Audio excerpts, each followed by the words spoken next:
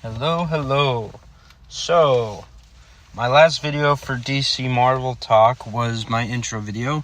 Kind of went into, what we were going to accomplish and go through in this show. I did mention to you that we were going to start off with Arrow.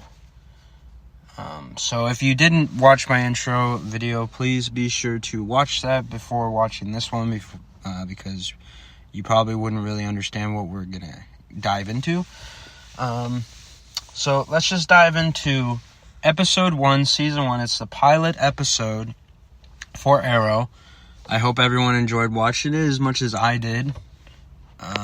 So I'm just going to pull up just the summary, just to kind of go through step by step exactly what happened in this episode. So after a violent shipwreck, billionaire playboy Oliver Queen was missing and presumed dead for 5 years before being discovered alive on a remote island in the Pacific. Back in Starling City, Oliver slowly reconnects with those closest to him, his devoted mother Moira, beloved sister Thea, and his best friend Tommy Merlin, but struggles with his ex-girlfriend Dinah Laurel Lance, who blames him for her sister's death. Oliver has brought back many new skills from his time on the island. Despite the watchful eye of his new bodyguard John Diggle, Oliver manages to secretly create the persona of the Hood, a green-hooded vigilante archer to right the wrongs of his family and fight the ills of society. As the Hood, Oliver will atone for the past sins of his family while he searches for the personal redemption he needs. So again, that was the summary. I have a few key points I'd like to go over in this episode. First off is the opening scene where Oliver gets rescued on the island. He's running through woods very, very fast, and he has to unleash an arrow that has fire to spark this bonfire to show that these people can figure out that someone's on this island, because it's, the island is called Lian Yu, which is Mandarin for purgatory. If anyone doesn't know what purgatory is, I'm not going to go through that in this episode. It is not biblical. Just be in mind, it's if you want to do your own research on what purgatory is, it pretty much just means like you're in hell. Like you're in, like, worse off, like the worst of the worst place you could think of. But why is he rushing? How did he even see this boat? So it's just, was his rescue planned or not? That's kind of the question of that key point that I'd like to just have a couple thoughts on. That is, was he rushing because that was like the only boat that he's ever seen? He's just been stuck on this island for years. Or was this a planned thing? And we're kind of going to get through more of the episodes, because every single episode goes through the present and it goes through the past of 5 years ago on the island. So this is when he first arrived, what happened in the shipwreck, and all that. So another thing is when he got rescued is there was a scene right when he got rescued and they see him on the shore. There was a mask that had an arrow in an eye. And that, my friends, is Deathstroke's mask. So we kind of have an opening Easter egg for Deathstroke's mask. So we know that Slade Wilson is going to be in this series. I don't know if he's going to be in season 1 or not. So we'll kind of just keep going in the episodes. But that we know is on purpose. All right.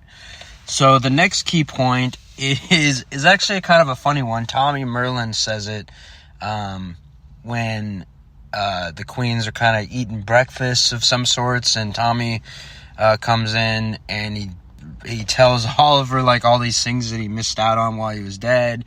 Super Bowl champions, World Series winners, blah, blah, blah, blah. And he says a Lost, because Lost was going on at this time in TV, right around the time when Arrow was. And he pretty much gives away the ending of Lost. And I won't dive into, because that show is another confusion in itself, but I definitely recommend watching that show. You'll probably just have to watch episodes multiple times to understand what's going on in that show. But the big question in that show was, were they dead upon impact of the plane crashing, or did they die, after time, or, were they all in limbo? There's so many Easter eggs to that and questions on what the truth is on that, but it's just kind of a funny Easter egg that Tommy Merlin put in this episode. Another key point is the mansion. The Queen's Mansion is actually used in other DC shows and movies. It's also used as the Professor X's School of Mutants in X-Men, and also it was used as Lex Luthor's mansion in Smallville. It's just kind of funny that both of these are added into a DC show, and this was added into another DC show. So, obviously, a point for DC right there. That's pretty cool.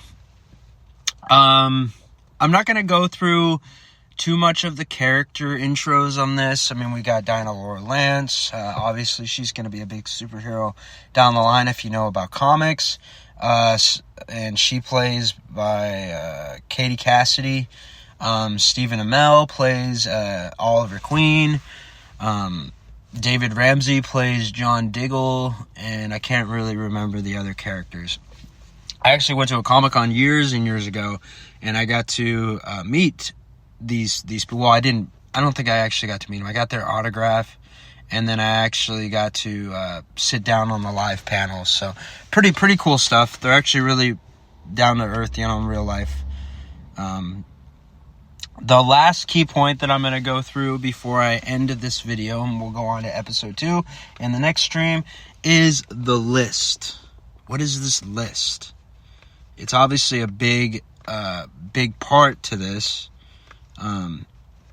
because Oliver got kidnapped because of it. So, what is the list? Obviously, Robert Queen made a bunch of mistakes, and Oliver's, taking people out on this list.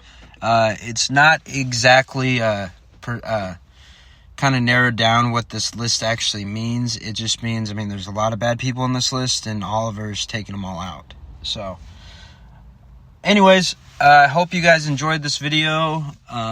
Subscribe, share, follow for future content, and can't wait to get to episode 2. And that's going to be Honor Thy Father. So it's going to be pretty cool. Can't wait to get started, you guys. Much love. See you next time.